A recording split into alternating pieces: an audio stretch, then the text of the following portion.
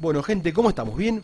Vamos a ver la parte número 4 de lo que hace al manejo de una masa cervical en lo que es la patología quirúrgica del cuello. ¿Qué cosas tenemos que tener en cuenta cuando hablamos de una formación a nivel del cuello, a nivel cervical?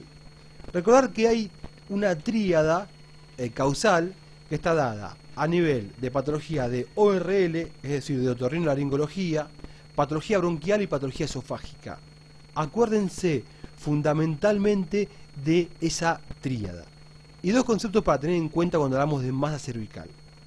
El primero que, sacando la patología tiroidea, el 90% son de causa maligna y son metastásicos.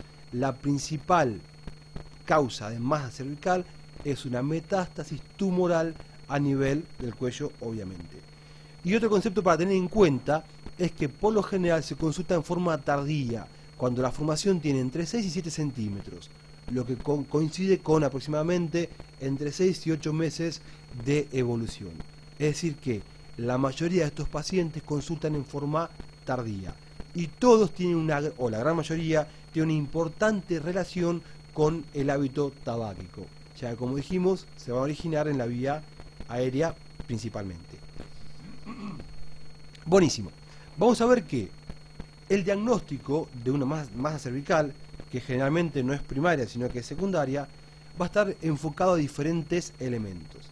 Se va a hacer en base a una historia clínica detallada, un examen físico exhaustivo y métodos complementarios. ¿Cuáles son los métodos complementarios que no pueden faltar cuando estudiamos una masa cervical?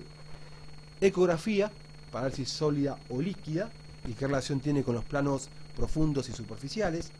Una tomografía para evaluar principalmente la parte ósea, una resonancia para evaluar las partes blandas, no solamente del cuello, sino también de tórax y de abdomen, buscando el primitivo, y algo que es fundamental, que se los puse en negrillas, es una triple endoscopía, es decir, una nasolaringofibroscopía, una rinoscopía y una laringoscopía no tienen que faltar, una broncoscopía no puede faltar y una endoscopía digestiva alta.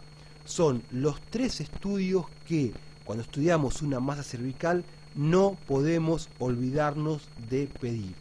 Y si nosotros somos médicos generales y nuestro paciente tiene una masa cervical y lo derivamos al cirujano, nosotros tenemos que saber que este paciente tiene que estar sometido a todas estas técnicas de estudio.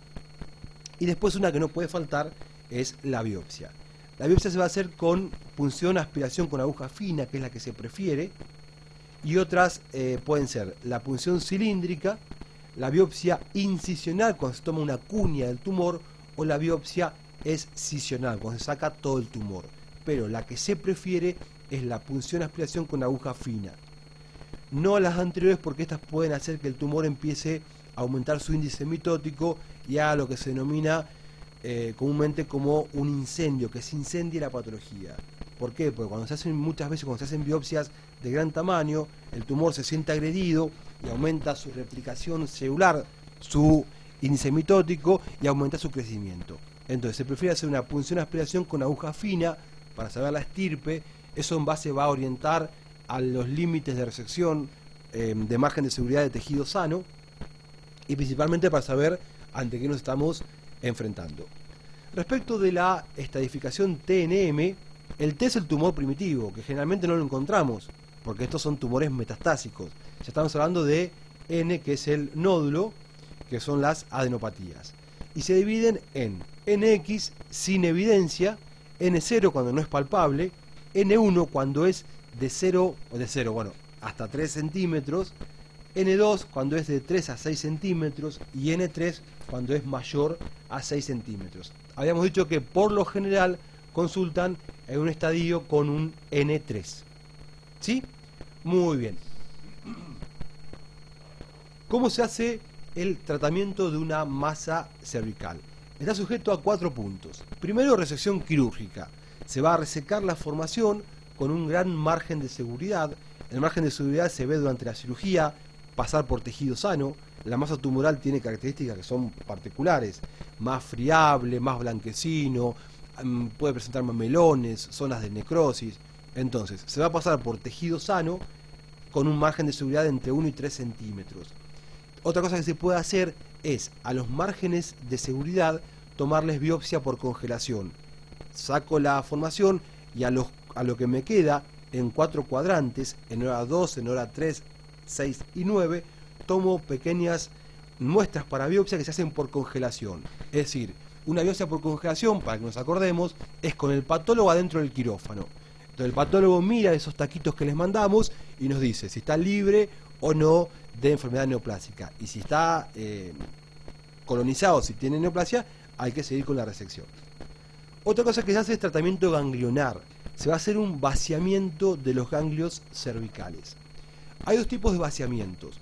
El vaciamiento clásico, que es el vaciamiento radical de cuello, que incluye los 5 sectores ganglionares, más el nervio espinal, la vena yugular interna y el músculo esternocleidomastoideo. Eso es lo que se llama vaciamiento radical de cuello. Cuando hay una patología neoplásica cervical, hay que tratar la patología, pero también hay que hacer un tratamiento de los ganglios. Se hace un vaciamiento radical de cuello.